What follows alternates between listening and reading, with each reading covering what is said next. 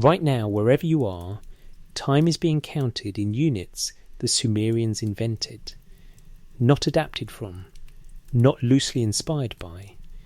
Invented, the 60 seconds in a minute, the 60 minutes in an hour, the 360 degrees in a circle, these are Sumerian numbers. They come from a mathematical system developed in what is now southern Iraq, around 5,000 years ago, by a civilization that most people today could not name 3 facts about.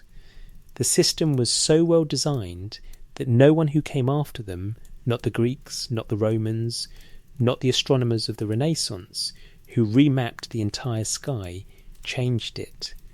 They kept it. We still keep it. So when you close your eyes and feel the minutes passing, you are feeling time in a Sumerian shape. The second ticking somewhere in the room is a Sumerian second. That's not a metaphor. That's just what's true. Now here is the question this episode is going to examine directly. Because it deserves a direct examination, there is a claim, circulating widely for several decades, that ancient Sumerian texts contain a record of divine beings, the Anunnaki, who engineered human consciousness and specifically removed or withheld the human ability to perceive time the way the gods perceive it. People find this claim compelling. Some find it frightening. Some find it clarifying in a way they can't fully articulate. The claim has generated an enormous volume of content books, videos, forums, podcasts, and at the centre of most of it sits the same archive, the clay tablets of ancient Mesopotamia. What this episode is going to do is read those tablets, not summarise what other people have said about them, read them with the scholarly translations that exist, produced by credentialed Assyriologists with decades of training in languages no one spoke for 2,000 years before they were recovered. Because what is actually in those tablets is not the story most of that content tells. It is something stranger, something more precise, something that has survived on clay for nearly 4,000 years and has not been softened by the telling. The specific phrase removing the ability to perceive time does not appear verbatim in any excavated, translated Sumerian or Akkadian text. I want to be honest about that from the start, because the honest version of what is in these texts is more interesting than any invented version, and you deserve to sit with what is actually there. What is actually there is a theology of deliberate allocation, a recorded, multi-source, internally consistent account of a divine assembly that decided in session, on record, for reasons that are stated explicitly in the clay, what human beings would be given and what they would not. And at the centre of that account is a specific, documentable asymmetry between how the gods experience time and how humans were designed to experience it. One quick thing before we dive in, leave a comment and tell me where you're listening from tonight and what's been on your mind. The people who built that framework also built the world's first cities, developed the first writing, kept the first administrative records, and created the first literary tradition. They left behind hundreds of thousands of clay tablets, most of them still in the ground, many of them still untranslated, a significant number now catalogued and available to read, in English, through scholarly databases maintained by the universities of Oxford and Pennsylvania.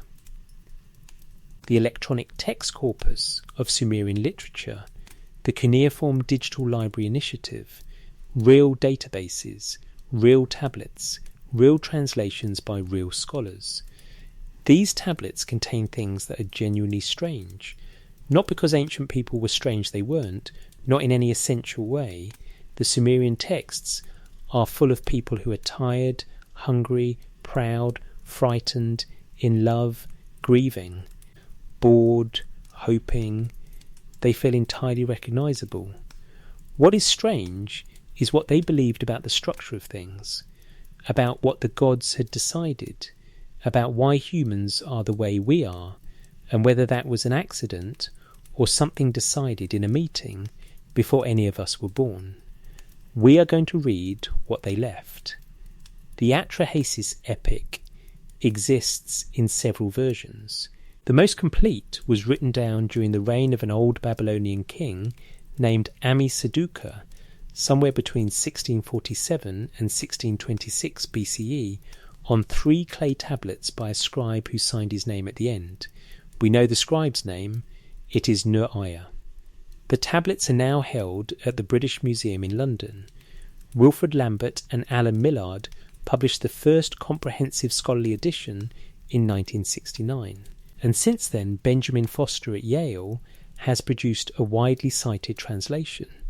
It is from these scholarly translations that what follows is drawn. The text begins before human beings exist at all. In those days, the text is careful to establish the deep time it is operating in the great Anunnaki gods. The senior gods were overseeing the world, and the lesser gods, the Igigi, were doing the labour, digging watercourses, dredging clay, piling up mountains, opening springs.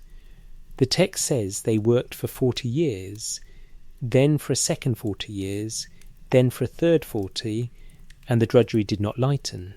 The misery, the text says, was too much. The forced labour was heavy. They burned their tools. This detail always arrests me, the minor gods, unnamed, exhausted, setting fire to their own equipment, their spades, their baskets. Then they marched, at night, while the senior gods slept, to the gate of Enlil's dwelling. Enlil is the chief administrative god, the one who runs things. They surrounded his house in the dark, and he did not know it until his minister came to tell him.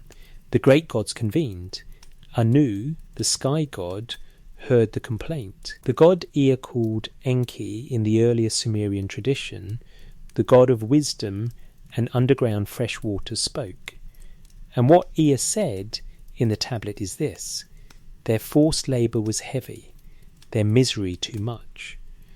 Every day the outcry was loud, the clamour could be heard. His proposal was practical. Create a being to bear the yoke. Let a human assume the drudgery of the gods. There is no agonising over this in the text, no extended ethical debate. The great Anunnaki gods answer yes in the assembly, and the work begins. A god is slaughtered, Au-Ilu, whose name means something close to man-god, a minor deity described as having inspiration, which some scholars read as the quality of divine intelligence, or perhaps of divine blood. His flesh and blood are mixed with clay by the birth goddess, called Nintu in this text, also Mami, also Beletili. The great gods spit on the clay. Humans are made. The text records the birth goddess announcing what she has done. You ordered me the task, she says to the assembled gods, and I have completed it. I have done away with your heavy forced labour. I have imposed your drudgery on man. The gods who heard this ran to her and kissed her feet, ran to kiss her feet. The text says they renamed her then. Her new name, Belet Kala Ili, means something like mistress of all the gods. She had solved the problem. She had made something that would do what the gods no longer wanted to do, and they were grateful. It is worth sitting with the plainness of this for a moment. This is not a story told to make humans feel diminished. It is a story told to explain something the Sumerians apparently took to be a straightforward truth about the shape of the world, that we are here because the gods had a labour problem and we were the solution. This is not a fringe reading. This is what the tablet says. A scholar reading it in Akkadian and a scholar reading it in English come away with the same basic account. The gods were tired. They made us. We did the work. What this means for everything that follows is that human beings entered the world with a defined purpose, not a vague spiritual purpose, a specific, functional, bureaucratic purpose. And when something is designed for a purpose, the designer decides what it needs in order to serve that purpose and what it doesn't need. A tool doesn't need to understand why it was made. A tool doesn't need to see beyond the boundary of its function. A tool, in the most complete sense of that word, needs only what allows it to do the work. But there is something underneath that framing that the Atrahasis establishes, and that every subsequent text in this archive will return to. The decision about what to give humanity and what to withhold was not made carelessly. It was not the result of divine indifference or cosmic accident. It was made in session by the assembled gods with a specific outcome in mind. The Anunnaki, not alien engineers, but the divine administrative assembly of the Mesopotamian pantheon, the great gods who ran the structure of things, sat in that meeting and voted yes. What they voted yes to was not just the creation of humanity, it was the creation of a particular kind of humanity, bounded, purposeful, finite, designed to work within a defined frame. What that frame excluded is what this episode is about. And to understand what was excluded, you first have to understand what the gods kept for themselves, what divine existence looked like, how the gods experienced time and fate and duration, and what it meant that human beings were placed on the other side of that line. That is where the next segment begins. The humans multiplied. They did the work. For a while, things were as designed. And then the noise started. There is a document in the Ashmolean Museum at Oxford called the Weld Blundell Prism. It is a 4-sided clay column inscribed on all faces, dating to approximately 1800 BCE. It contains one of the most complete surviving copies of what scholars call the Sumerian king list, a document that records the names of kings, the cities they ruled, and the lengths of their reigns, stretching from what the text calls the moment when kingship descended from heaven to the historical period the scribes who wrote it actually inhabited. The scholarly edition most commonly referenced is Thorkild Jacobson's 1939 publication for the Oriental Institute of the University of Chicago. It has been supplemented by subsequent work, including analyses by Piotr Michalowski and, more recently, by the digitization efforts of the Cuneiform Digital Library Initiative, which has made multiple versions of the king list available for comparative study. This is not an obscure document. It is one of the most studied texts in the entire Mesopotamian corpus. What the king list records, in its opening section, are the reigns of the antediluvian kings, the rulers who existed before the flood. And the numbers it gives for those reigns are not human numbers. Alulim of Eridu, the first king, ruled for 28,800 years. Alungar II ruled for 36,000 years. Enmenluana ruled for 43,200 years. The list continues for 8 kings, with reign lengths ranging from 18,600 years to 72,000 years, before arriving at a single sentence that changes the register of the entire document. Then the flood swept over. After the flood, the numbers collapse. The first post-flood king, Jashur of Kish, ruled for 1,200 years. His successor ruled for 960. By the time the list reaches historical figures kings whose names appear in other records, whose cities have been excavated, the reigns are measured in decades, then the numbers become indistinguishable from the kind of numbers a human life can contain. Scholars debate what the antediluvian numbers mean. Some read them as purely symbolic expressions of ancient greatness, rather than literal chronologies. Others, including Jacobson, argue that they reflect a genuine theological concept, that the beings who existed before the flood inhabited a different temporal order than the beings who came after it, that before the flood existence was measured in divine units, that after the flood human time became what we recognise as human time. What the King List is doing, whatever you decide about the literal meaning of those numbers, is recording a boundary, a before and an after, a moment at which the temporal scale of human existence shifted from something enormous, something that approached the divine, to something bounded and countable in the way a single human life is bounded and countable. The flood is not just a population event in the Sumerian record, it is a temporal event. It marks the point at which human existence moved from one relationship with time into another. And the King List is precise about when this happened and who presided over it. The same gods who convened in the Atrahasis to create humanity and later to destroy it in the flood are the gods who, by that destruction and the subsequent reorganization of human existence, installed the temporal order we now inhabit. The antediluvian kings, whatever they actually were, lived in a time that was closer to divine time. Post-flood, humanity lives in the time we know, measured, bounded, finite, running toward an end that we can feel approaching even when we cannot see it. This concept of divine time, as distinct from human time, runs through the Mesopotamian texts with remarkable consistency. The gods do not merely live longer than humans, they exist in time differently.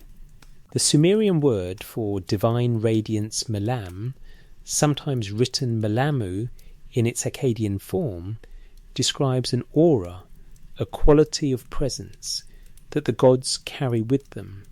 When a god appears in the human world, the melam precedes them. It is overwhelming.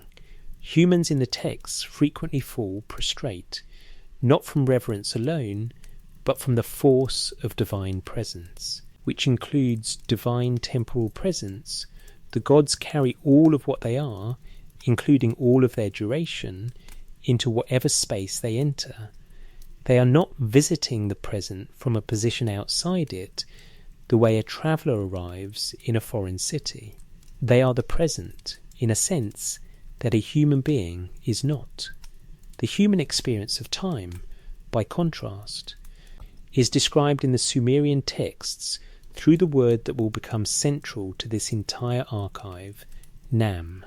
Fate, destiny, the Sumerian concept of Nam, is not abstract, it is bureaucratic. Fate, in the Sumerian theological framework, is written. The gods write human fates on tablets in the divine assembly before the humans whose fates are being inscribed have any awareness that this is happening. The fates are then sealed, distributed, assigned. What this means in terms of temporal experience is precise and documentable. The gods write fate. Humans live inside fate they cannot read. The gods see the shape of a human life from outside it, its beginning, its arc, its end, the way a reader sees the shape of a sentence before arriving at its final word.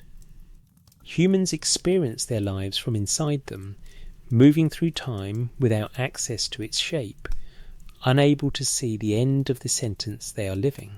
This is the asymmetry that the Sumerian texts are describing when they describe the difference between divine and human existence. It is not simply that the gods live longer, it is that the gods see time. Humans live in it. The gods perceive the full temporal structure of a human life as a reader perceives a text. Humans experience their lives the way the characters inside a story experience theirs from inside the sequence, with no access to the final page. The claim in the title of this episode that the Anunnaki removed the human ability to perceive time is not a phrase that appears in any single excavated text, but the concept it is pointing at is documented across multiple texts in multiple centuries by multiple scribal traditions. The gods have temporal perception that humans do not have. The asymmetry was installed by deliberate allocation, and the record of that allocation, who decided it, when they decided it, and what reason they gave, is in the clay. The tablets are specific. They name names. They give reasons. They were signed by scribes who knew exactly what they were recording. What they were recording is where this episode is going. The Sumerian and Akkadian word is rigmu. It means noise, clamour, outcry, the general sound of many voices and activities. In the Atrahasis, it is used for both the complaints of the lesser gods, the noise that started the whole problem, and then, in a way that feels almost like cosmic irony, for the sound of the human beings who replaced them. The humans were loud. They multiplied fast, and they were loud, and the noise reached the gods. And the god who could not bear it was Enlil. The text says, 1,200 years had not yet passed when the land extended and the peoples multiplied. The land bellowed like a bull. The god was disturbed by their uproar. Enlil heard their noise and addressed the great gods. The uproar of mankind is too intense for me. With their noise I am deprived of sleep. Deprived of sleep. The chief administrative deity of the universe cannot sleep because there are too many humans. It is both absurd and, if you follow the logic of the world the Sumerians built, entirely consistent. The gods created something to solve a problem. The solution created a new problem. And the new problem was not philosophical. It was not that humans were becoming too wise, or too powerful, or too close to divinity. Not yet. It was simply that there were too many of them, and they were too loud, and Enlil wanted quiet. His first response was plague. He instructed a lesser deity, Namtar, whose name means something close to fate or destiny in its most mechanical sense, the determiner of when things end to cut down the human population. The number of people would thin, the noise would thin. The text describes Namtar's work in spare language. The disease came and people fell. But Enki intervened. Enki, who had proposed the creation of humans, who had designed the solution to the gods' labour problem, now worked to protect what he had made. He instructed his favourite human, Atrahasis, whose name means exceedingly wise, to have the people stop worshipping all gods except Namtar. Concentrate the prayers. Flatter the god of fate until he relents. Namtar, embarrassed by the devotion, withdrew the plague. The humans recovered. They multiplied again. The noise returned. Enlil tried drought next, then famine. Each time, the text follows the same rhythm the gods impose a reduction. Enki finds a way through. The humans survive. They grow again. The noise returns. The 3 cycles of plague and drought and famine form a kind of percussion in the text, a repeating pattern that builds towards something inevitable. You can feel the structure working. This is a story about escalation that can only end one way. The flood comes in the 3rd tablet. Enlil finally convinces the assembly of gods to swear an oath of silence, Enki included, committing to the destruction of humanity through water. No interventions this time. The oath is made. Enki cannot speak directly without breaking it. So he speaks to the wall. He calls out to the reed wall of Atrahasis' house, "Wall, listen to me. Reed wall, pay attention to all my words. Flee the house. Build a boat. Forsake possessions and save life." Atrahasis hears. He builds. The water comes and everything is destroyed except what is on the boat. When the waters recede, the gods find themselves without farmers and without sacrifices. They are hungry. The surviving humans are allowed to live.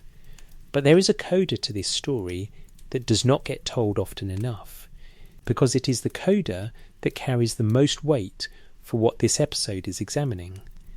After the flood, after the survivors step off the boat and the gods are appeased, the text records a new set of arrangements. Enki addresses the birth goddess directly. He says, "You, birth goddess, creatress of destinies, establish death for all peoples." And he continues, "Let there be women who bear and women who do not bear. Let there be a she-demon among the people who snatches the baby from the arms of the mother. Establish priestesses and high priestesses who will not bear children." So, cut down the birth rate.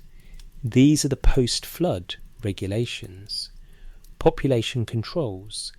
The gods, having survived the flood, have thought more carefully about the problem, and the problem they have identified is not that humans are morally flawed or spiritually dangerous or philosophically threatening. The problem is that there are too many of them. The noise. Always the noise. So death in the Atrahasis is not an inevitable feature of the universe. It is a management decision. Infant mortality is a management decision. Celibacy is a management decision. These are all tools in the same set ways the gods found to keep human existence within manageable parameters. But look at what these parameters actually are, through the lens of what we now know about divine time versus human time. Death limits the human relationship with duration. It installs a hard boundary on how far a single human consciousness can travel through time. Infant mortality limits human multiplication across generations. It constrains how much human life can accumulate across time. Celibacy limits human continuity, the chain by which human existence extends itself forward. These are not merely population controls in a demographic sense. They are temporal controls. They are the gods managing, with explicit intention and bureaucratic precision, the human relationship with time, how long it runs, how far it reaches, how much of duration a human life is allowed to occupy.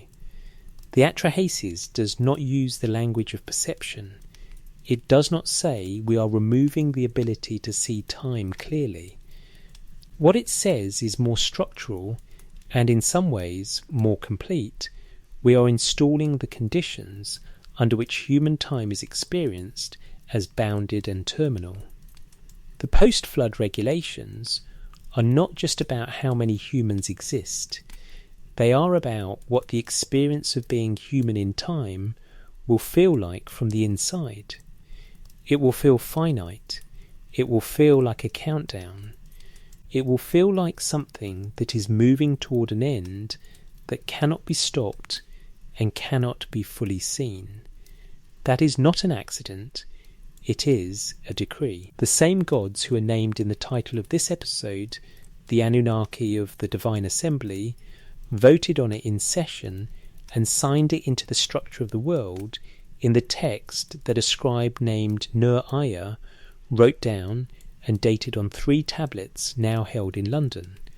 The flood is a temporal boundary event.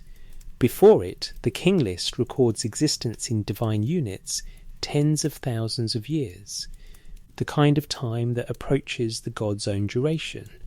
After it, the post-flood regulations install the human temporal order, death, limitation, the finite arc. The same text that describes the noise also describes the solution to the noise, and the solution is not just fewer people. It is a different relationship between people and time, a more manageable one that keeps the noise within parameters the gods can sleep through. Enlil could not sleep because the humans were too loud. The solution was not just to reduce the volume, it was to ensure that every human voice eventually stops at the bottom of the world, in the city of Eridu, the oldest city in Sumerian cosmology. The city said to have been founded when civilization began. Enki kept a storehouse. It was underground, below the freshwater table, in a shrine called the Abzu, which translates roughly as the primordial waters, or the deep. The building sat where the fresh groundwater met the foundations of the earth, which the Sumerians understood as a kind of cosmic threshold, the place between the world of the living and what lay beneath. Enki built his home there, and in his home, on some kind of shelving that the texts never describe with any precision, he kept the me. The word is written with a single cuneiform sign. It can be translated as divine attributes, divine powers, divine decrees, the organising principles of civilization itself. More than 100 of them were stored in the Abzu. About 64 have survived on tablets legible enough to read. The text that contains the most complete list is called Inanna and Enki, the transfer of the arts of civilization from Eridu to Uruk. It exists in multiple versions, all reconstructed from badly damaged tablets, and it was translated and analysed in its scholarly form by Gertrude Faber-Fligg in 1973 in a doctoral dissertation that remains the primary academic reference. The electronic text corpus of Sumerian literature at the University of Oxford has made the translation publicly available. These are not secret texts, they are simply old ones. The story in the text is this: Inanna, the goddess of Uruk, wants to increase the power of her city. She travels to Eridu and visits Enki. Enki, somewhat charmed by his daughter and somewhat drunk on beer, begins presenting her with the me, one by one. Inanna accepts each one and loads them onto her boat of heaven. When Enki sobers up and realizes what he has given away, he sends envoys to get them back. Inanna refuses to return them. 7 times his messengers try to intercept her on the journey back to Uruk. 7 times they fail. The me arrive in Uruk, and the story ends with Inanna triumphant and Enki apparently reconciled. What interests us is what she took from him. The list begins with things you might expect: Ianship, the priestly kingship, the office that connects human governance to divine authority, godship, the throne of kingship, the exalted sceptre, the exalted crown, then shepherdship, which in Sumerian usage means the pastoral care of populations. A king is always described as a shepherd. These are the organising structures of human society, and they make sense as divine property. They are the forms through which the gods governed the human world. Then the list gets stranger. Truth is on it fine, but so are descent into the underworld and ascent from the underworld. The flood is on the list. Weapons, sexual intercourse, prostitution, the destruction of cities. Lamentation. These are not aspirational values. They are descriptions of the full range of human experience, including the darkest parts of it, and the Sumerians apparently believed that all of it was divine property, that even suffering and destruction were divine attributes distributed to the human world rather than emergent features of human nature. Samuel Noah Kramer, who spent most of the 20th century translating Sumerian texts at the University of Pennsylvania, and who is still the foundational scholar in the field, wrote about the me with a particular observation that has stayed with me. The Sumerians, he noted, considered evils and sins to be an inevitable part of human experience, divinely and inscrutably decreed, and not to be questioned. Falsehood is on the me list. So is enmity. So is weariness. These are not failures of the divine plan. They are the plan. They were distributed, like kingship and music, from the storehouse beneath Eridu. Art is on the list. Music, the craft of the scribe, the craft of the smith, the craft of the builder. Wisdom, attentiveness, fear, terror, strife, peace, victory, counsel, judgment, decision, the full architecture of human mental and social life, laid out as a catalogue of things Enki held and distributed. Now consider the shape of that list carefully, because the shape is everything, every me on the list, every single one. From the highest governance structure to the most degraded human experience is a capacity that operates within a human lifespan. Inship is exercised within time, music is performed within time, grief unfolds within time. Even descent into the underworld and ascent from it are temporal events. They have a beginning and an end, and they occur within the frame of a life. The me are comprehensive in their coverage of human experience, but they are comprehensive within a specific domain, the domain of existence that has a boundary. What is not on the list is the capacity to perceive that boundary from outside it. There is no me for seeing the shape of a human life the way the gods see it, no me for reading fate rather than living it, no me for experiencing duration in the way the Sumerian king list records the antediluvian kings experiencing it in the enormous, unhurried units of divine time, tens of thousands of years flowing past the way decades flow past for us.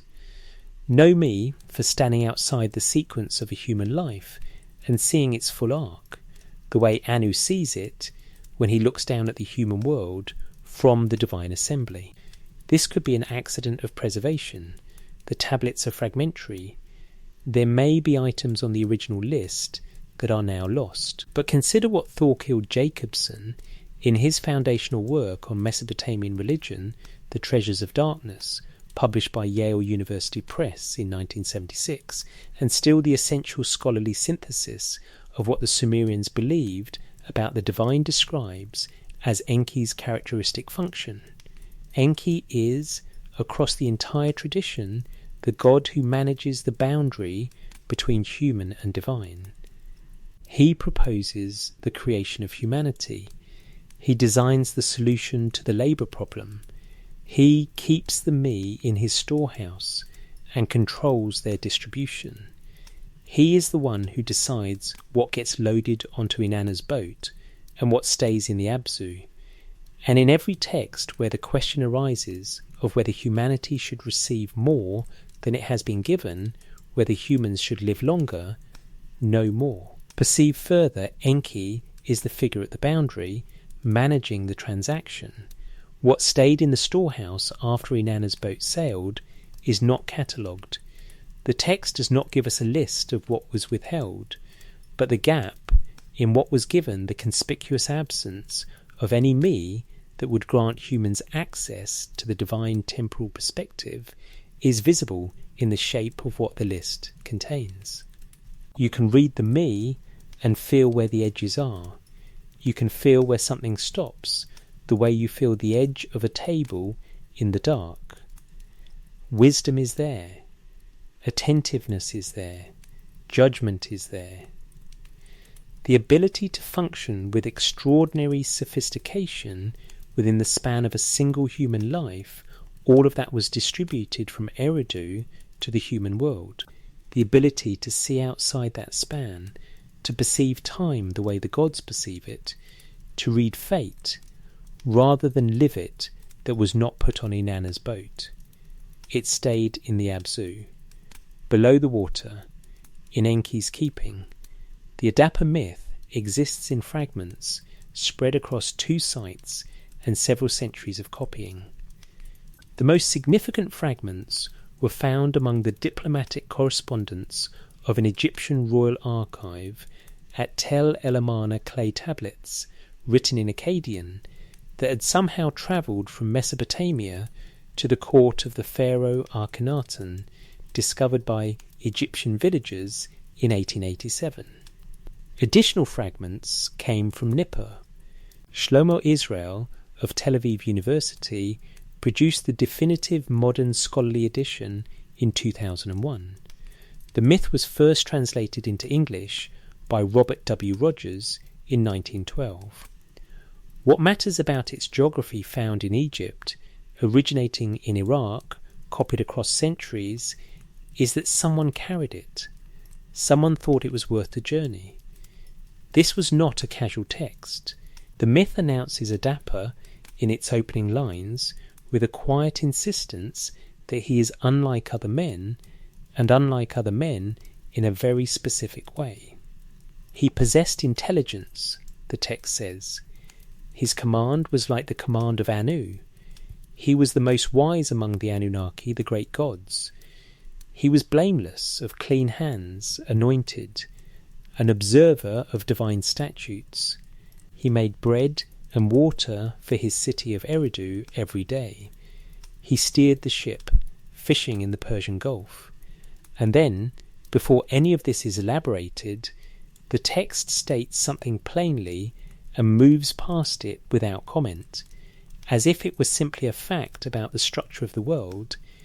He granted him wisdom, but he did not grant him eternal life.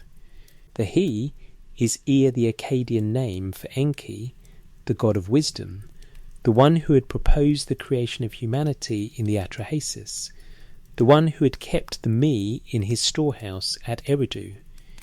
Ea made Adapa. Ea made him wise, and Ea deliberately did not make him eternal. The text offers no explanation for this at this point. It simply states it, as if it were a design specification written into the original blueprint, a decision made before the subject of the decision was born, noted in the record, and moved past. Adapa is the first named individual in this archive of divine limitation, and his identity matters more than a surface reading reveals. He is not merely an exceptionally wise person. In the broader Mesopotamian tradition, Adapa is identified as the first of the 7 Apkallu, the antediluvian sages, who, according to the tradition, were sent by Ea to teach civilization to humanity before the flood. In texts preserved from the Kassite and later Assyrian periods, the Apkallu are described as beings of extraordinary wisdom, half divine in their understanding, who lived in the time before the flood when human existence still operated in proximity to the divine temporal order. After the flood, the Apkallu tradition records a degradation. The post-flood sages still called Apkallu in the texts, but of a diminished kind, are described as only a fraction as wise as their predecessors. One Assyrian text notes explicitly that the post-flood sages were 2/3 human, where the pre-flood sages had been fully of divine origin. The wisdom available to humanity after the flood is a reduced wisdom. Adapa, as the first and greatest Apkallu, stands at the exact boundary, the last figure in the tradition who carries the full measure of pre-flood understanding into a world that has already begun operating under the post-flood temporal order. He is, in other words, the hinge. The last human being for whom the question of unlimited existence was still genuinely open.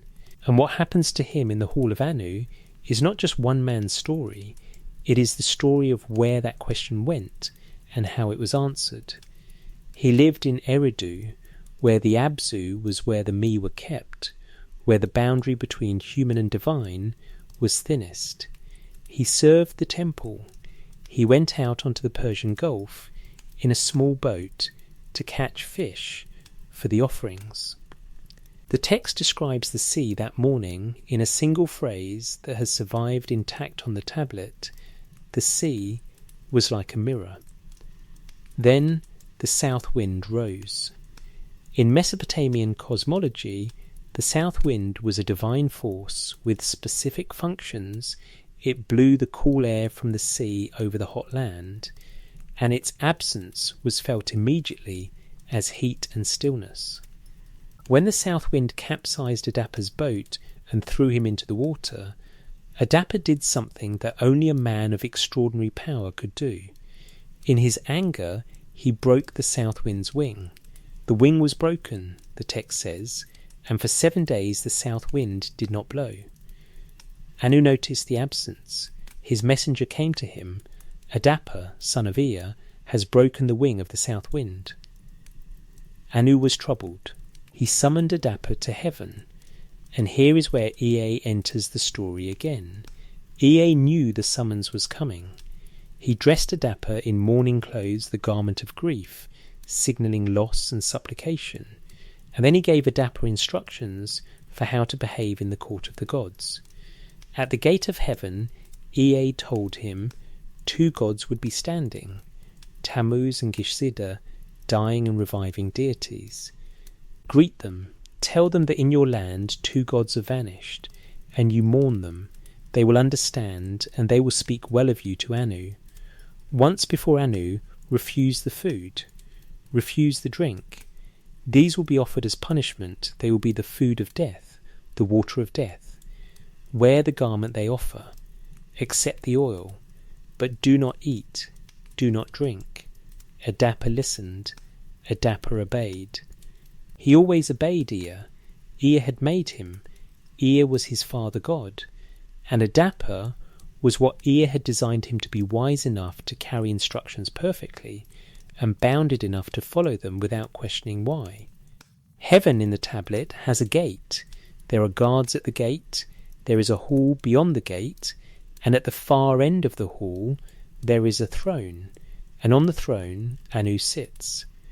Adappa arrives. Tammuz and Gishzida are at the gate, as Ea said they would be. They ask why he is wearing mourning clothes. He tells them 2 gods have vanished from his land, and he mourns them. They look at one another. The text says they were astonished, and they speak well of him to Anu. Anu receives Adappa. He looks at this human being who broke the wing of the south wind. This man who stopped the sea breeze for 7 days across the entire land, and the first thing he asks is not what you might expect a supreme deity to ask of a trespasser. He asks, Why? Why did you break the south wind's wing? And Adappa explains, he was fishing, the sea was calm. The wind rose suddenly and capsized his boat and drove him toward the sea, and in his anger he broke the wing. He is not defiant in the telling. He explains himself plainly. Anu listens. Tammuz and Gishzida intercede on Adappa's behalf. And then something happens in the text that scholars have debated for over a century, because it is the hinge on which the whole story turns.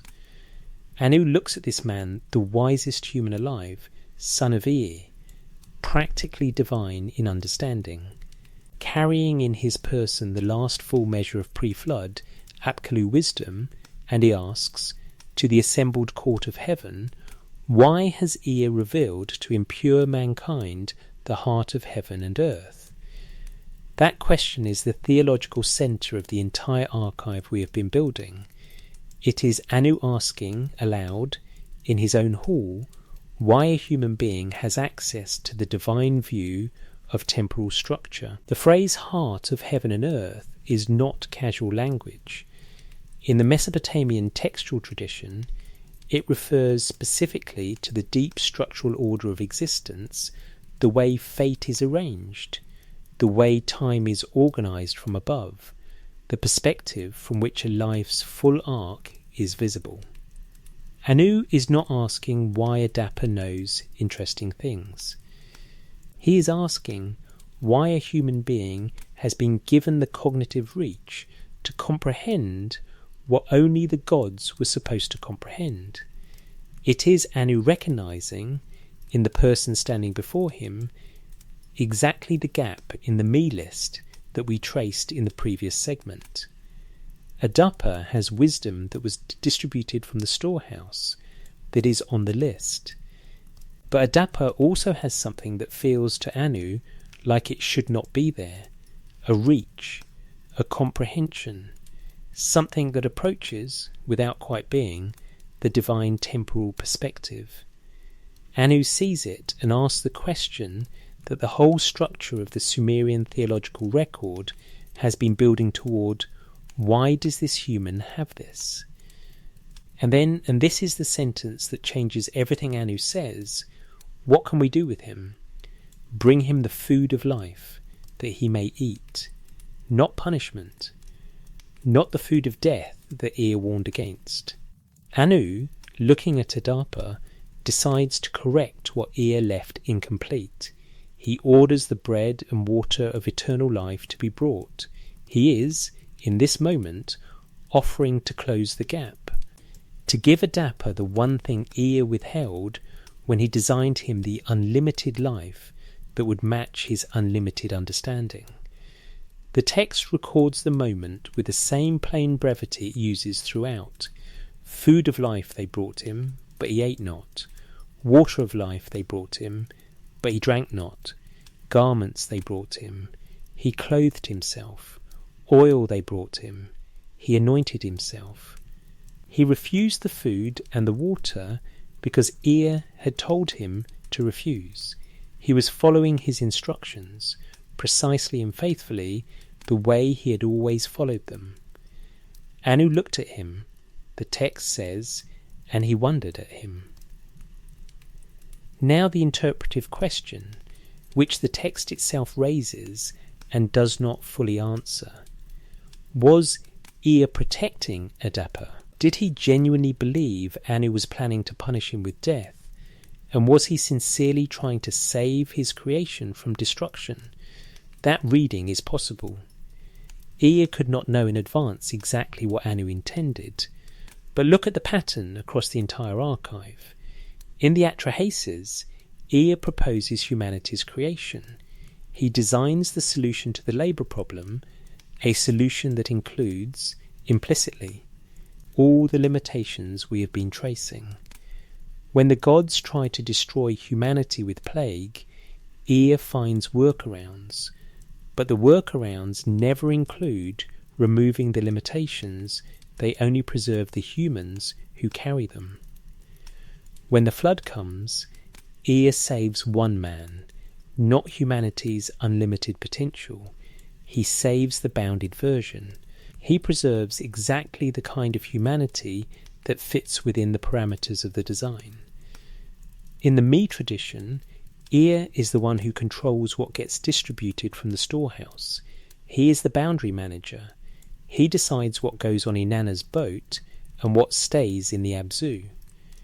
And now, in the Hall of Anu, he is given precise instructions to the most extraordinary human who ever lived, instructions that ensure that human, at the exact moment when the supreme deity of the pantheon is prepared to offer him unlimited existence, will decline.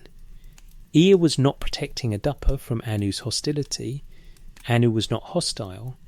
Ea was protecting the design from Anu's generosity. He was ensuring that the architectural decision made at the moment of humanity's creation, the decision to give wisdom but not eternal life, to give comprehension but not the full temporal perspective of the gods, would hold even when the highest authority in the divine order was prepared to revise it. E is not humanity's enemy in any of these texts. He is, consistently, the god most invested in human survival and human flourishing. But his investment in humanity has never meant investment in humanity's unlimited ascent. It has meant investment in the version of humanity that can exist within the order he helped design. He gave Adapa everything Adapa could be given, and then he made sure that when the gap in that design was offered to be closed, the man standing in the hall of Anu would not reach out his hand. Adapa left heaven with the oil on his skin and the robe on his back, and nothing more. He went back to Eridu. He continued as the wisest man alive. He continued as a mortal man. Anu's question remained in the text, unanswered on the clay. Why has Ea given this man the knowledge of heaven and earth? The tablet doesn't say. What survives is the question, and Adapa walking back through the gate, back to the time-bound world, carrying the wisdom that his God had given him and the life that his God had not. The gate behind him, the hall of Anu growing smaller in whatever distance heaven has, the familiar smell of the Persian Gulf somewhere below, the fish in the water and the boat and the ordinary work waiting. He knew more than any human being had ever known about the structure of things. He came back to the bounded world anyway, because Ea had told him to. And Ea, across the entire archive of Sumerian and Akkadian religious literature, always knew exactly what he was doing. There is another creation text. It is shorter, stranger, and considerably less solemn than the Atrahasis or the Adapa myth, and it appears in the electronic text corpus of Sumerian literature as composition number 1.1.2. Scholars call it Enki and Ninmah.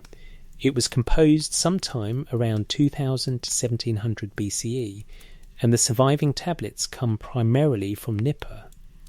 The translation used here follows the ECSL edition from the University of Oxford. The text begins as so many Sumerian myths begin in those days, in those years, when heaven and earth were created, when the fates were determined.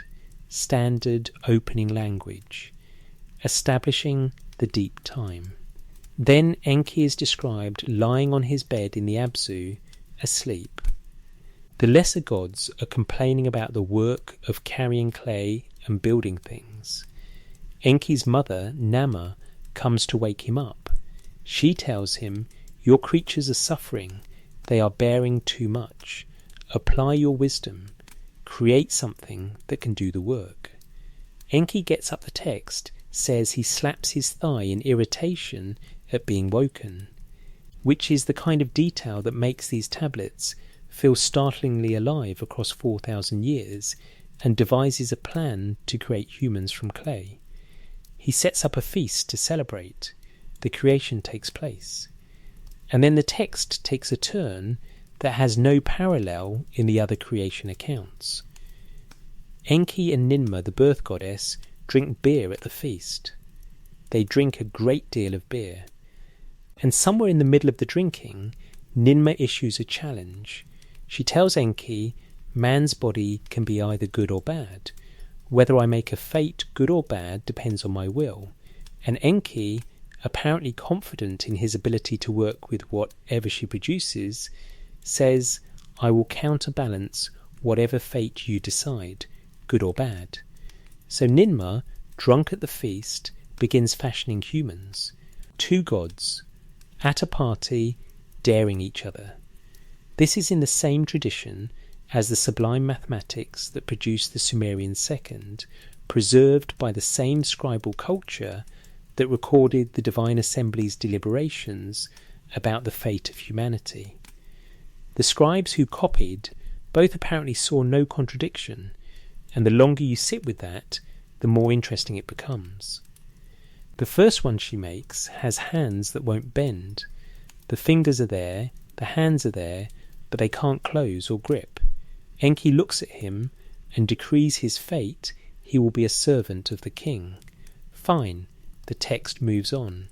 The second one she makes has eyes that won't close a man who turns back the light, in the text phrasing. Enki decrees his fate. He will be a musician in the king's presence. Also fine. Third, a man with broken feet, paralysed, unable to walk. Enki assigns him to work in silver and the crafts that can be done seated. Fourth, a man who cannot hold his urine. Enki bathes him in enchanted water and drives out the Namtar demon Fate itself in its punitive form from his body. Fifth, a woman who cannot give birth. Enki places her in the queen's household. Sixth, a person with neither male nor female anatomy. Enki names them and places them in the king's service. 6 beings, each with a serious impairment, and Enki finds a place in the human world for each one. He is improvising brilliantly in real time. There is no grand design here, no me storehouse consultation, no assembly of gods deliberating over specifications. 2 deities got drunk and started making people, and what they made had problems, and Enki solved the problems with whatever roles and workarounds were available. Then Enki takes his turn. He creates Umul. The text description of Umul is a catalogue of afflictions that goes on for several lines: the head afflicted, the lungs afflicted, the heart afflicted, the bowels afflicted, the spine and head dislocated. Umul cannot put bread in its own mouth. It cannot sit or stand or lie down properly. It is, the text says, neither alive nor dead. Ninmah is supposed to find a fate for Umul, the way Enki found fates for her 6 creations. She looks at Umul, she goes closer, she tries to ask Umul questions, but Umul cannot speak. She offers bread, but Umul cannot reach for it. She tries for a while, and then she stops, and she says to Enki, "The man you have fashioned is neither alive nor dead. He cannot support himself." Enki has no good answer. Umul is the being that the system cannot absorb, not because the system was designed to exclude beings like Umul, but because it wasn't designed to include them either. Umul exists at the edge of the system, beyond the reach of any assigned fate, and the God who designed the system is standing there looking at his creation with nothing adequate to say. Now here is the question that Enki and Ninmah poses for everything we have been building, and it is the most philosophically interesting question in the entire archive. If the limitation of human temporal perception was a careful architectural decision, if Ea the boundary keeper was managing the divine human, asymmetry with the precision that the Atrahasis and Adapa texts suggest.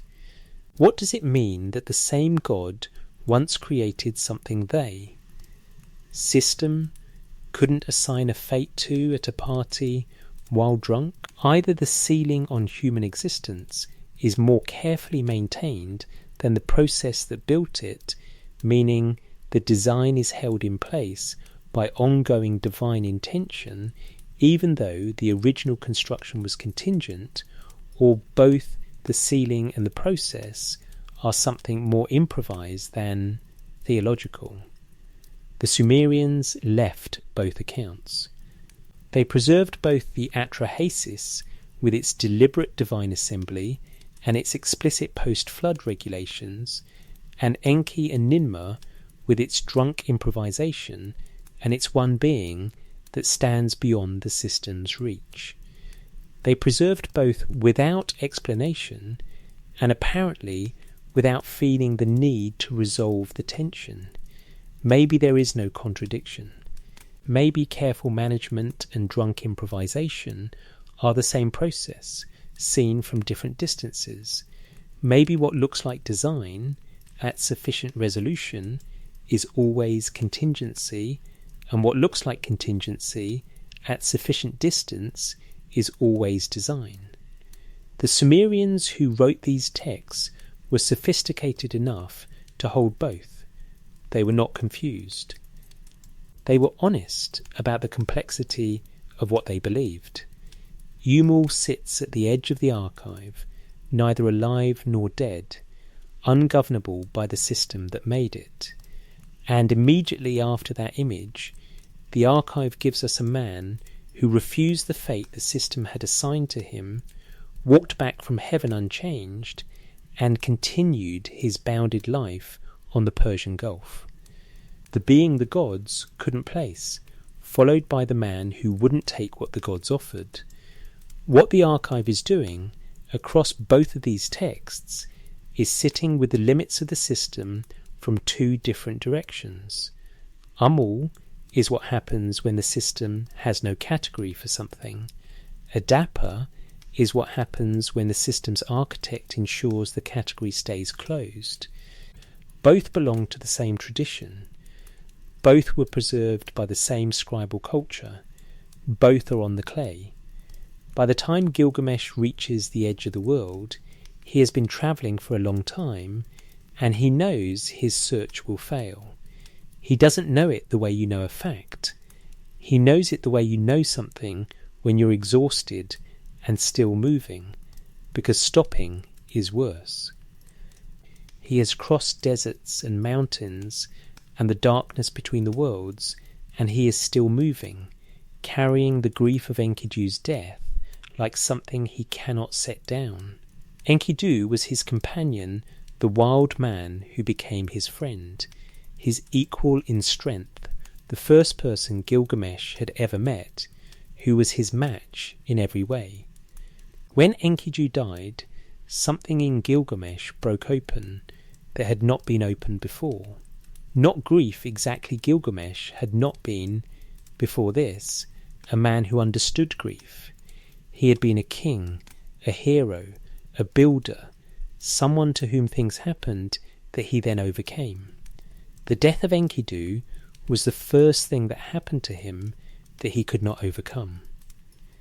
And standing over Enkidu's body, he felt what he was feeling, not as grief yet, but as information. This is what will happen to me. I will die. I who am 2/3 divine son of a mortal father and a divine mother, I will still die. He could not accept this. He set out to find what the gods had kept. This is the Epic of Gilgamesh. The earliest Sumerian poems about Gilgamesh date to approximately 2100 BC. The version most people read today is the standard Babylonian version, assembled around 1200 BC, found on tablets in the library of the Assyrian king Ashurbanipal at Nineveh. Andrew George of SOAS London produced the definitive scholarly edition published by Penguin in 2003, synthesizing dozens of fragmentary tablets from multiple sites. It is his translation that informs what follows. Before Gilgamesh reaches the waters at the edge of the world, he meets a woman named Siduri. She is an alewife. She runs a tavern at the edge of the sea, which in Sumerian geography is the edge of everything. She sees Gilgamesh coming haggard, worn, dressed in skins, and at first she bars the door against him. When she lets him in, he tells her who he is and what he is looking for, and she tells him something. George renders it with a plainness that serves the text well. When the gods created mankind, they allotted death to mankind, but life they retained in their own keeping. She goes on. She tells him to eat and drink and be merry, to look at the child who holds his hand, to let the wife delight in his embrace. This is the work of humans, she says. This is the life that was given. Before the narrative momentum carries us past her, it is worth pausing on where Siduri lives, because it is not incidental. She runs her tavern at the edge of the sea. In Sumerian cosmology, the sea is the boundary of the human world. Beyond it is the waters of death, and beyond those is whatever lies outside the human temporal order.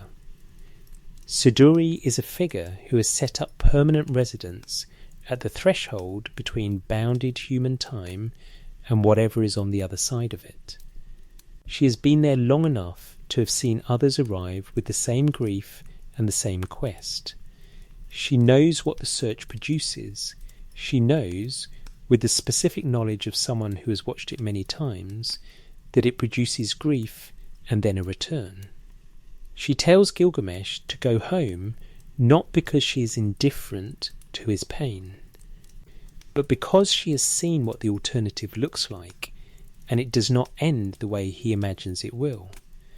When she says the gods allotted death, she says it the way you say something you have accepted so completely it no longer carries any weight of complaint. She is not lamenting, she is not accusing. She is stating the structure of things the way a woman at the edge of the world states the structure of things with the knowledge of long residence at the boundary. The word translated as allotted is doing critical work in the Akkadian original. The vocabulary of divine distribution in Akkadian is precise, and the precision matters for everything we have been building. When the Akkadian texts say that the gods allotted something to humanity, they use language that belongs to the domain of shares, portions, and formal distribution. The gods did not take something away from humans. They distributed shares of existence, and the shares they gave humanity did not include unlimited life. Death was not removed from humans, it was assigned to them. Unlimited temporal perception was not extracted, it was withheld at the moment of distribution. The language insists on this distinction. The gods are not thieves in these texts. They are administrators. They allocated. They distributed portions. They decided what humanity's share of existence would include and what it would not.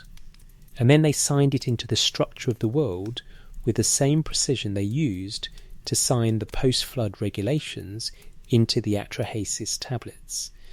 This is what the alewife at the edge of the world knows. Death was allotted. Life was retained. Not taken, not stolen, not denied in anger or punishment, retained. Kept in the gods' possession as something that belongs to them and not to us. The way the me that were never put on Inanna's boat belonged to the Abzu. The way the bread and water of eternal life that sat untouched on the table in the hall of Anu belonged to the divine order that Ea had decided not to open to his creation. Siduri has been at the threshold long enough to have made her peace with this. She offers the only honest counsel available to a being standing at the edge of the human world. Looking at what lies beyond it, go back. Look at what you were given. The child, the wife, the walls of Uruk, which are also real, which are also permanent, in the only way a human thing can be permanent. Gilgamesh cannot hear it yet. He asks for directions to Utnapishtim, the one man who survived the flood, and was granted eternal life by the gods, the single exception to everything Siduri has just described. She tells him where to go. He goes. He carries the plant away from the shore. He is heading back toward Uruk, toward home, toward the city he built the walls he can already imagine describing to someone. The accomplishment he can already frame as its own kind of permanence. He has the plant. He has not eaten it yet because he wants to test it first. He wants to bring it back and give a piece to an old man and see what happens. That night he makes camp at a pool of cool water. He goes to wash. He sets the plant down at the water's edge. A serpent smells the fragrance of the plant. It comes up from the water while Gilgamesh is bathing. It takes the plant. It retreats back into the water. And as it goes, this detail is genuinely on the clay. This small image has survived 4,000 years intact. It sloughs its skin. It sheds its old body and moves away as something new. Gilgamesh sits down at the water's edge. He weeps. The text says he sat down and wept, and his tears ran down his cheeks. Then he speaks to his boatman, Urshanabi, who has been with him since the crossing of the waters of death. Urshanabi, who ferried Gilgamesh across the one boundary no living human had crossed before and said nothing, who has watched this entire search unfold in silence. Who is the only other person in the world at this moment hears Gilgamesh say, "For whom have my arms laboured? For whom has my heart's blood been spent? I have not secured any good deed for myself, but have done a service for the lion of the ground." Urshanabi says nothing in response. The text gives him silence. There are no words available for this particular loss. And the boatman who has crossed the boundary between the human world and whatever lies beyond it apparently knows that. He stands there while Gilgamesh weeps, and the text moves on. The lion of the ground is the serpent. The serpent has the rejuvenation. The serpent shed its skin. Consider what the serpent demonstrated in that single moment before disappearing into the water. It shed its old body and continued. It did not die and get remade. It did not wait for a new life to begin. It sloughed off the form that had aged and moved forward, continuous, uninterrupted, carrying itself past the boundary that stops every human being. This is the model of existence outside the human temporal order, not immortality in the abstract, but continuity past the body's boundary. The capacity to persist through time rather than being consumed by it. The serpent showed it to Gilgamesh and to the reader for exactly one sentence, and then it was gone, back into the water, back into the deep. Now look at the pool.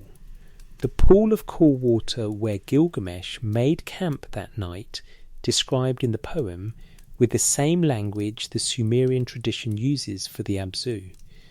The underground freshwater source where Enki kept the me, where the boundary between human and divine existence was thinnest.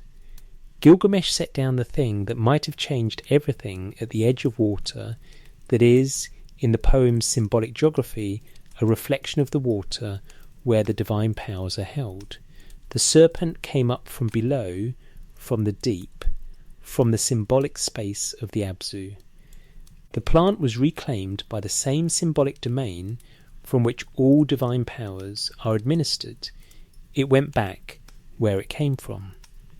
This may be coincidence.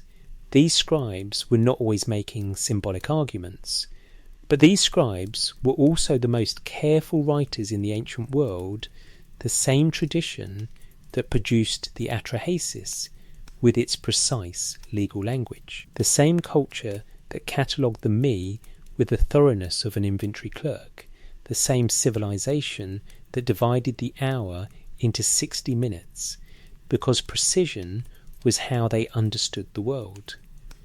When those scribes used language that echoed the Abzu to describe the pool at which Gilgamesh lost everything, the echo is worth noting.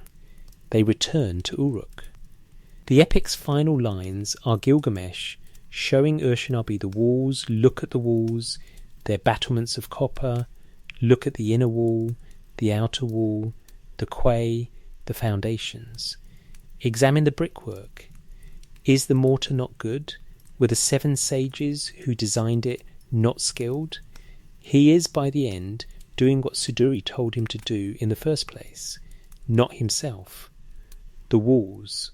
The 7 sages he mentions, the Apkallu, who designed the walls of Uruk in the tradition, are the same lineage Adapa headed. The pre-flood sages, whose wisdom was the closest humanity ever came to divine understanding. Gilgamesh ends his story by pointing at what the Apkallu built. He ends, in other words, by pointing at Adapa's legacy, the one who stood in the hall of Anu and came home, the one whose descendants built the walls that Gilgamesh now offers as the only permanence available to a mortal man. The epic knew what it was describing. The alewife knew what she was describing. The scribe who wrote the Atrahasis down and signed his name at the end knew what he was describing.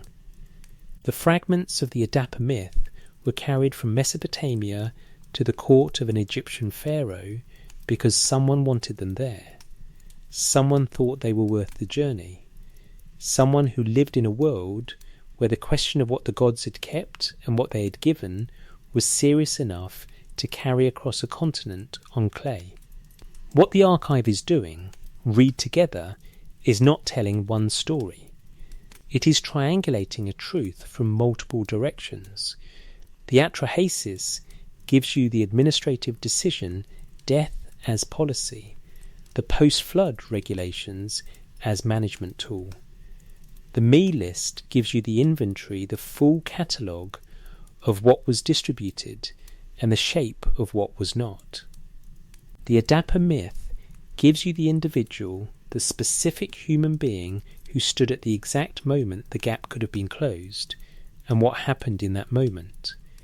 The king list gives you the temporal scale, the before and after, the record of what existence looked like before the boundary was fully installed. And the Epic of Gilgamesh gives you the human response, what it feels like, from the inside. To be bounded, to know you are bounded, to search for the thing that would unbind you, and to sit down at the edge of a pool and weep when it is gone. Wherever you are right now, there is a unit of time counting. It might be the pulse of a phone screen, or a clock on a wall, or simply the rhythm of your own breathing that you have been half aware of this whole time.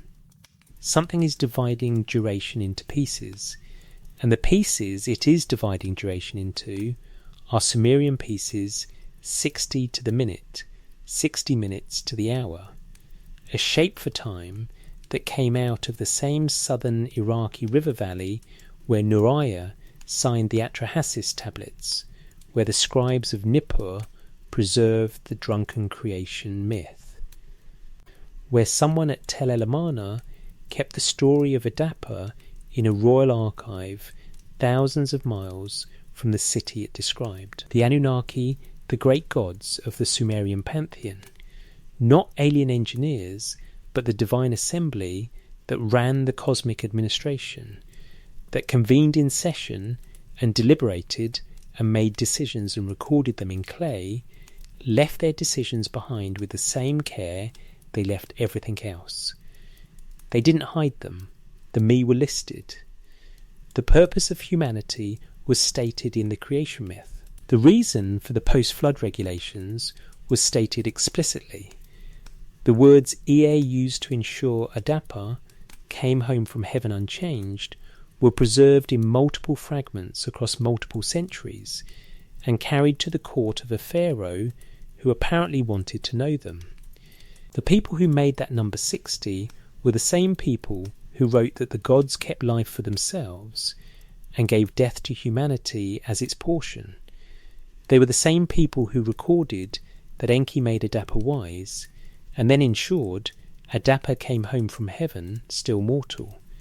They were the same people who catalogued the divine powers in a list that covered everything human civilization runs on, and made the list without ever including the capacity that would make it infinite. They were the same people who set the temporal scale of the king list antediluvian kings in divine units, post-flood kings in human units, the flood as the event that moved humanity from one temporal order to the other.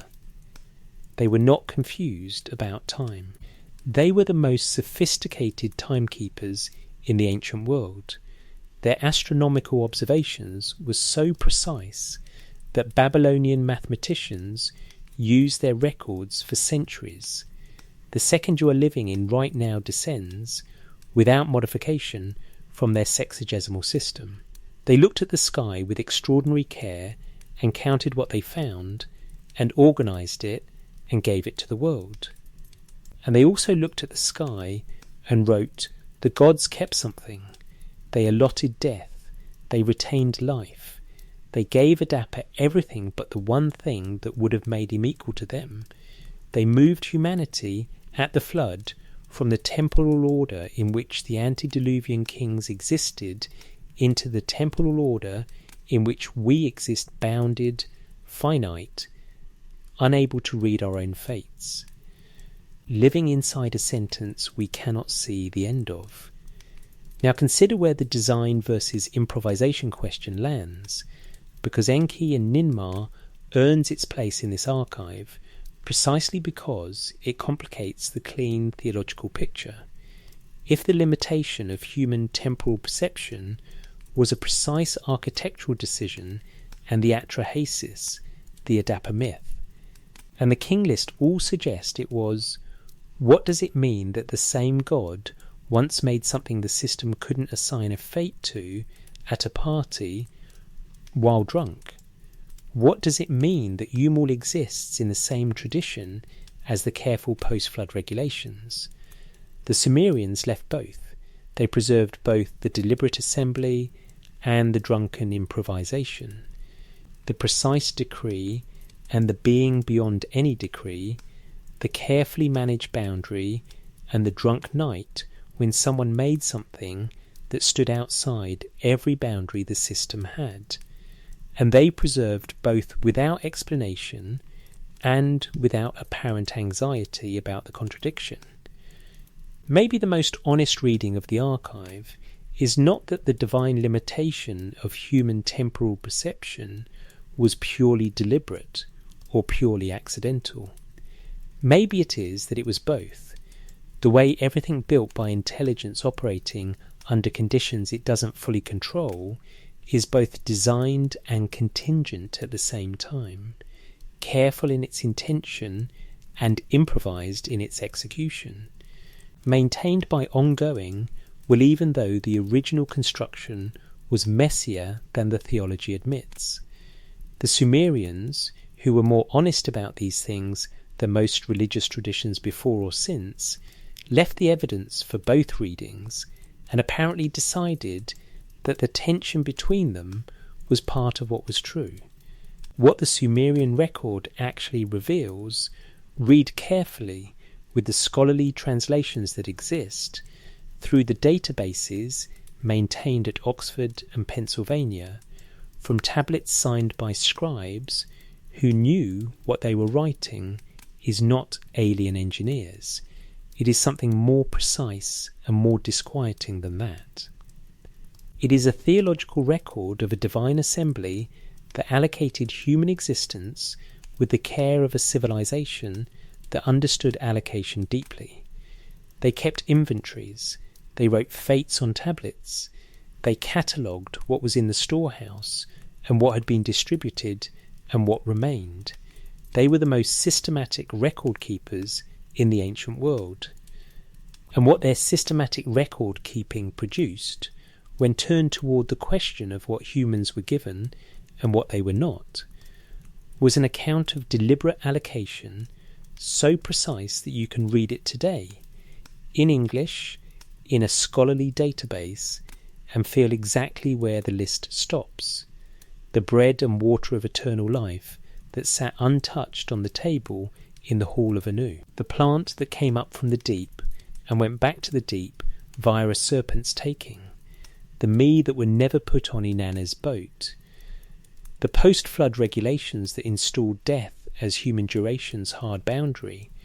The king list's record of the temporal shift that moved humanity from one order of time into another. These are not one text. They are not one tradition. They are not one century. They are multiple independent sources across multiple centuries, produced by multiple scribal centres, all pointing in the same direction, toward a documented theological framework in which the gods saw time as readers see a text, and humans were placed inside the text, unable to see its shape, living in the sequence without access to the page-level view. That is what was withheld.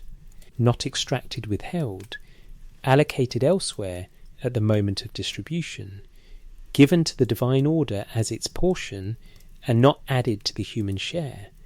The alewife used the right word, standing at the edge of the world, at the threshold between the human temporal order and whatever lies beyond it, allotted. That is the word. That is what the clay says. Now, Nur-Aya. He is the scribe who wrote down the Atrahasis and signed his name at the end of the third tablet.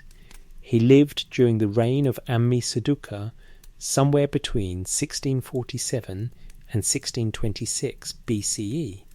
He trained for years, probably from childhood, in a scribal school in Babylonia, learning a writing system that had already been in use for 1500 years. In a language that was becoming a classical language even in his own time, preserved by scribal tradition the way Latin was preserved centuries later in European monasteries, he was, by any measure, one of the most educated people alive in his era. He sat down with a stylus and a wet clay tablet and wrote out a story he probably knew from memory, a story his tradition had been preserving for centuries before him. He wrote about the gods who were tired and the beings they created to carry their labour. He wrote the birth goddess, announcing that she had imposed the gods' drudgery on humanity. He wrote the noise and the plague and the flood and the post-flood regulations. He wrote Enki speaking to the reed wall, flee the house, build a boat, forsake possessions and save life. He wrote the decree that installed death as the management solution to the problem of too much human existence in too much time. And when he was done, he picked up the stylus again and pressed his name into the clay. He knew what he had written.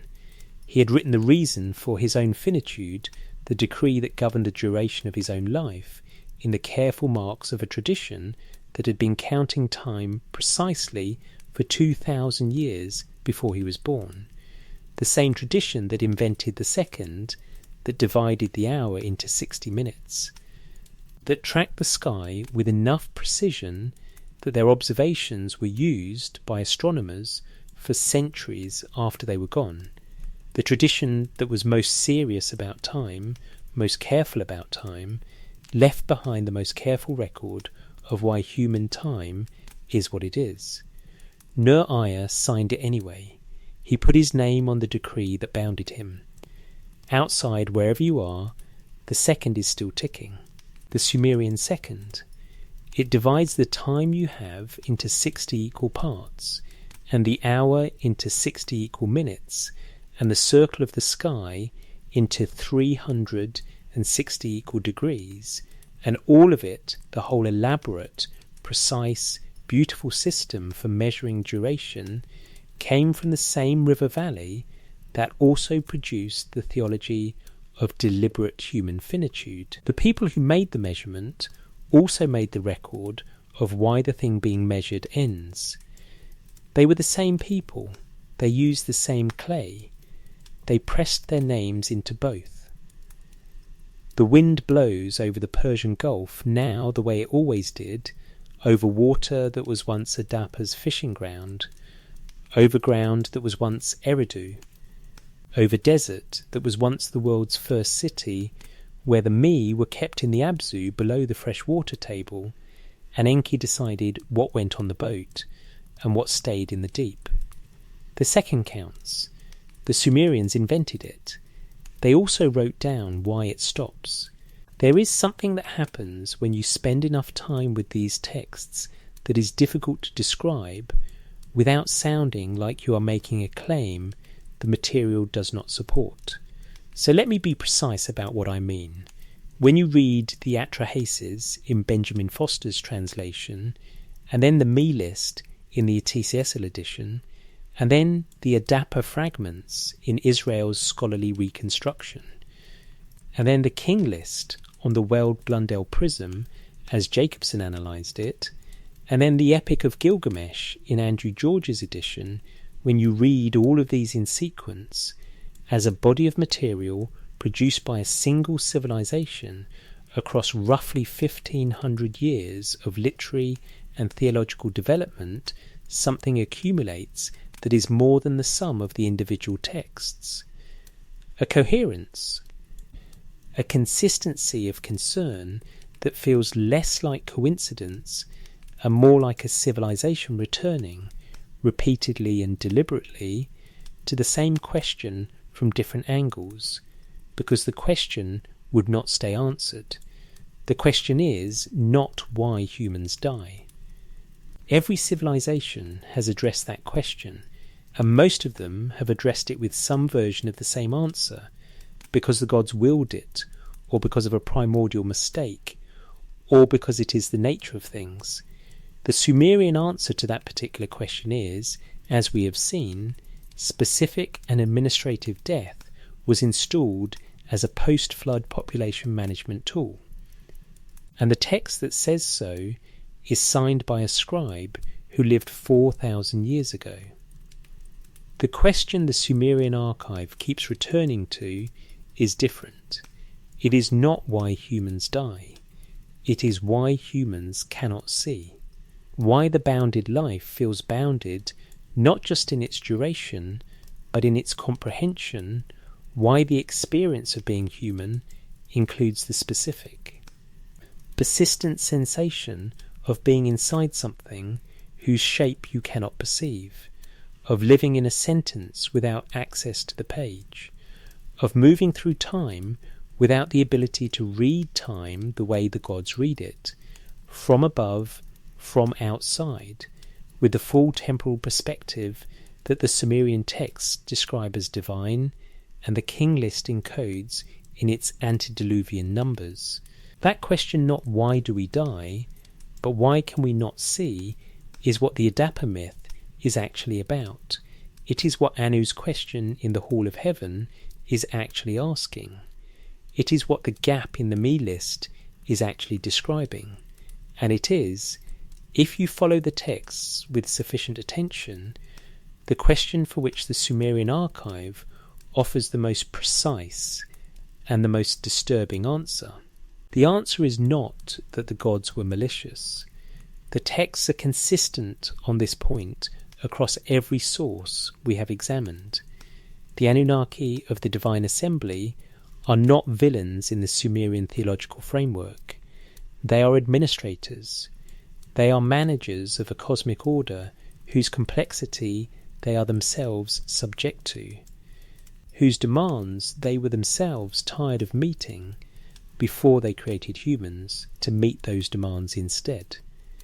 They are beings who made decisions in session, recorded those decisions in the divine equivalent of clay tablets, and implemented them with the systematic precision of a civilization that kept inventories of everything. The answer is that the gods kept the temporal perspective for themselves because it belongs to the divine order, the way the me that stayed in the Abzu belonged to the divine order, the way the bread and water of eternal life belonged to the divine order.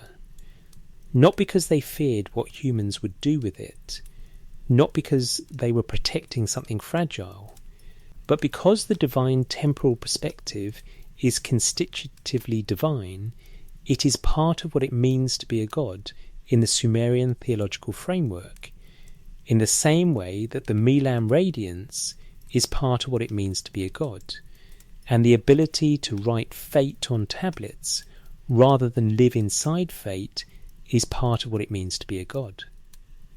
To give a human being the divine temporal perspective would not be to give a human being a gift. It would be to make a human being something other than human, something that the divine order has no category for, something like Umul, neither alive nor dead, beyond the reach of any assignable fate, standing at the edge of the system with no place in it. This is the theological logic that runs beneath the entire archive, and once you see it, it does not leave.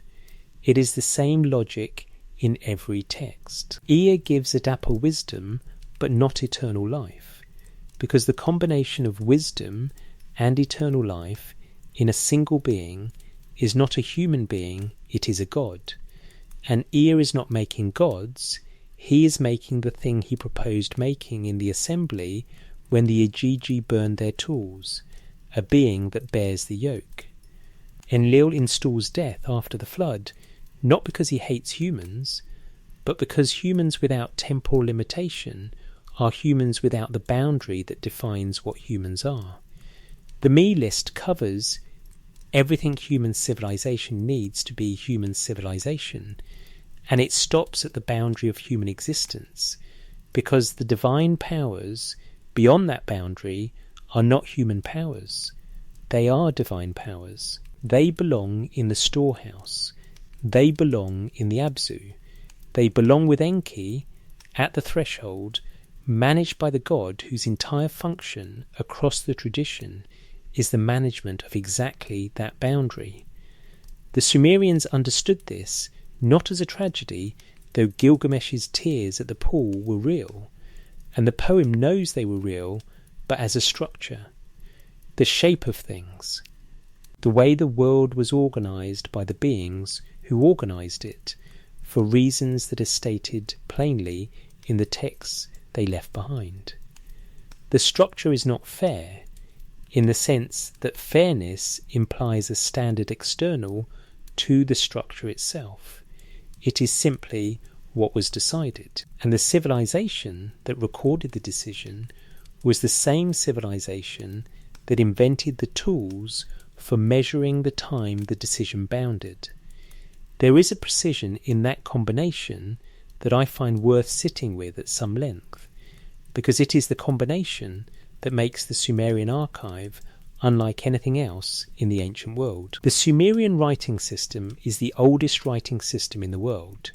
It developed in the late 4th millennium BC, roughly 3400 to 3000 BC, from a set of administrative tokens used for counting goods into a full writing system capable of recording complex narrative, theological argument, mathematical calculation, and legal decree. By the time Nuriah wrote the Atrahasis in the 17th century Bic, the script had been in continuous development for nearly 2,000 years.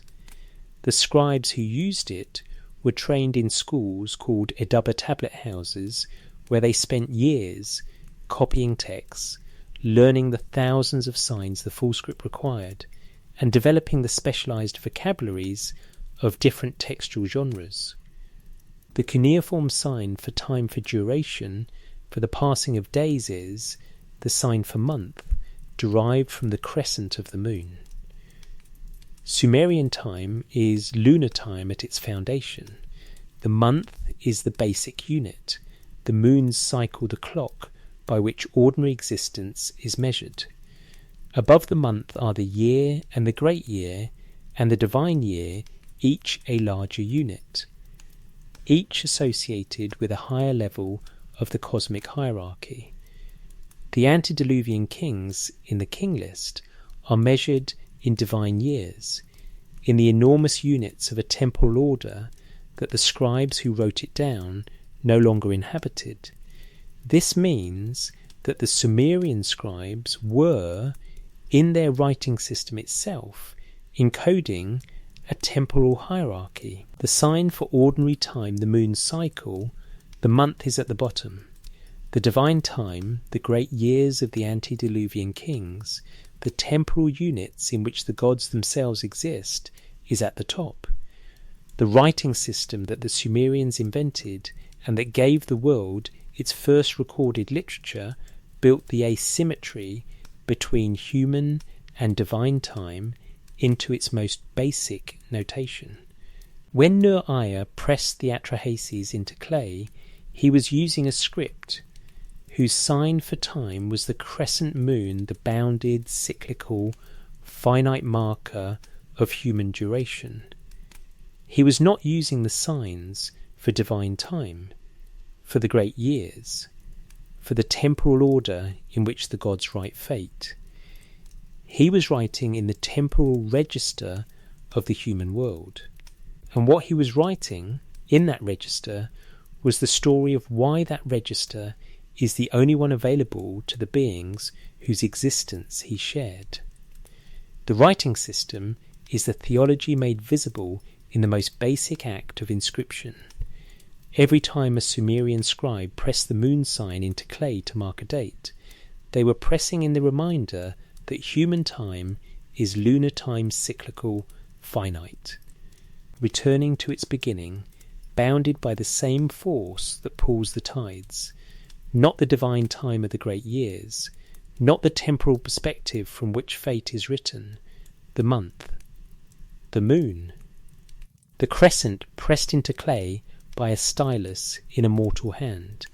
There is a particular kind of knowledge that a tradition accumulates over centuries of serious engagement with a single set of questions, and then loses, not through destruction, not through catastrophe, but through the gradual replacement of the questions themselves by different questions. The Mesopotamian scribal tradition engaged seriously with the question of human temporal limitation for nearly 3,000 years. From the earliest Sumerian compositions about Gilgamesh around 2100 BCE to the latest Babylonian copies of the standard version of the epic around 600 BC, the same questions were being asked, the same texts were being copied and revised and expanded, the same theological framework was being refined and applied to the same fundamental problem. What happened to that knowledge, what happened to the 3,000-year accumulation of serious thought about why human beings are bounded in the specific way we are bounded, is not primarily a story of clay tablets buried in the ground, though many were. It is a story about which questions a civilization decides are worth asking and worth continuing to ask. The Mesopotamian scribal tradition decided that the question of divine human temporal asymmetry was worth 3,000 years of continuous engagement.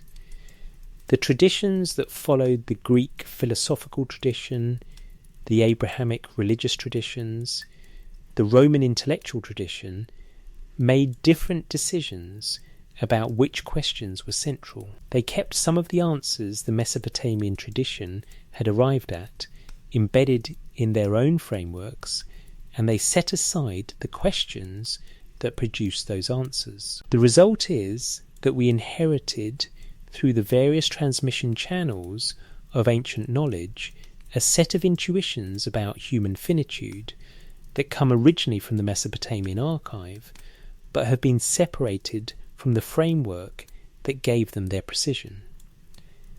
The sense that human existence is bounded in a way that divine existence is not that there is a perspective on human life that humans cannot access from inside their lives, is present in every major religious and philosophical tradition that descends from the ancient Near East.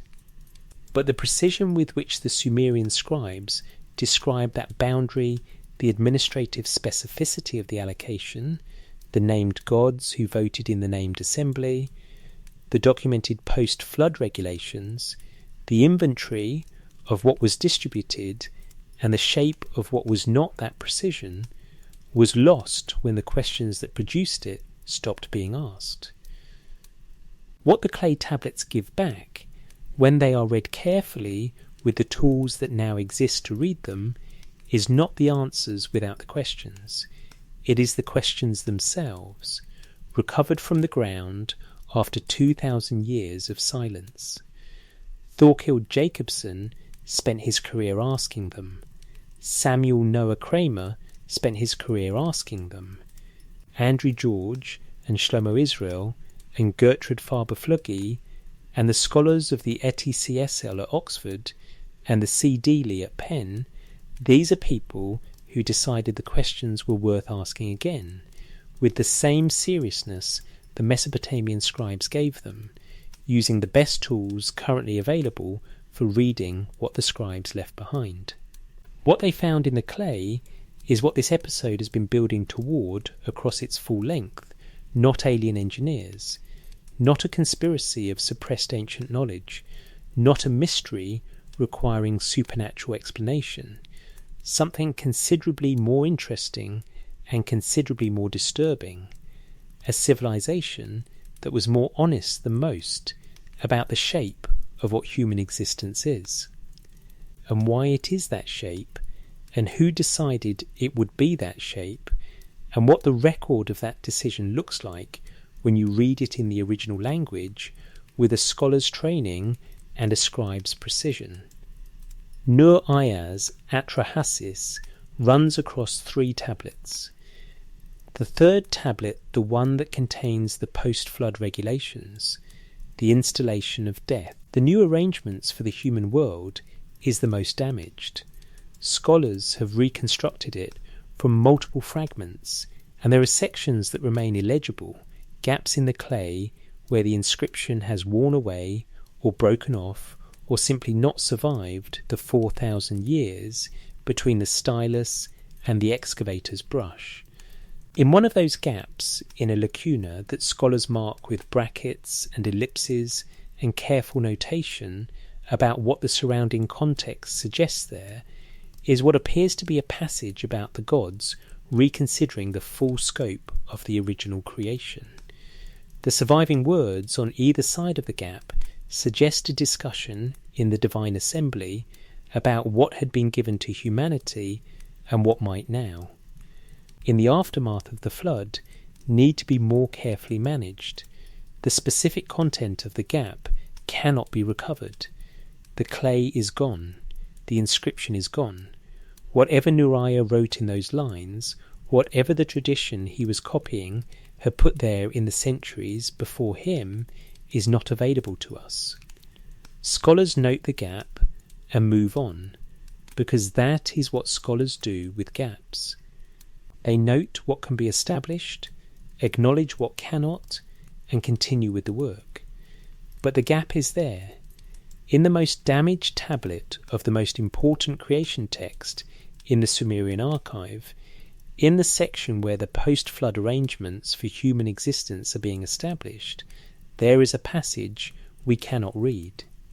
It may be nothing formulaic language, transitional material, the kind of scribal padding that appears throughout the corpus, or it may be something more specific, something about the full scope of what was being allocated and what was being retained, something about the divine temporal perspective and its management in the new post-flood human world. We do not know. The clay is gone. What we have is what surrounds the gap, the decree that death be installed, the birth goddess's instructions for population control, the careful enumeration of the conditions under which human existence will be maintained within the parameters the gods can tolerate, and on either side of the gap, the ongoing work of a divine assembly that was, in the aftermath of the flood, doing exactly what the Sumerian scribal tradition always shows it doing, administering, managing, deciding what the human world would include and what it would not. Nur-Aya pressed his name into the clay at the end of the 3rd tablet. He signed the damaged text, the gaps and all, and put it aside to dry. He had done his work. He had preserved what the tradition gave him to preserve.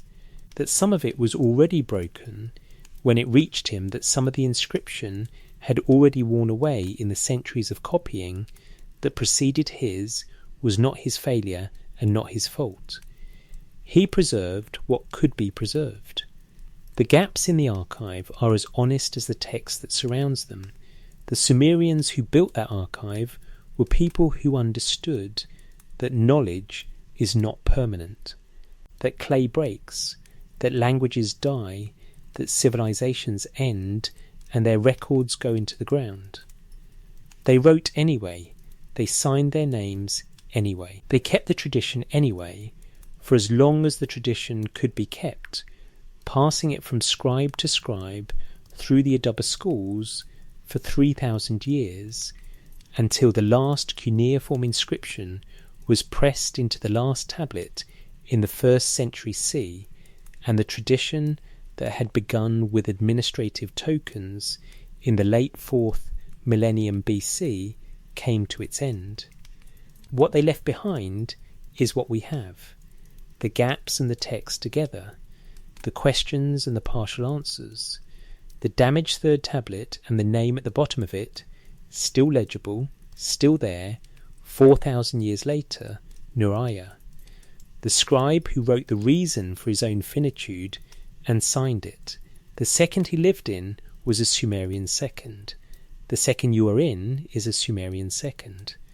The distance between them is exactly what the clay was always measuring.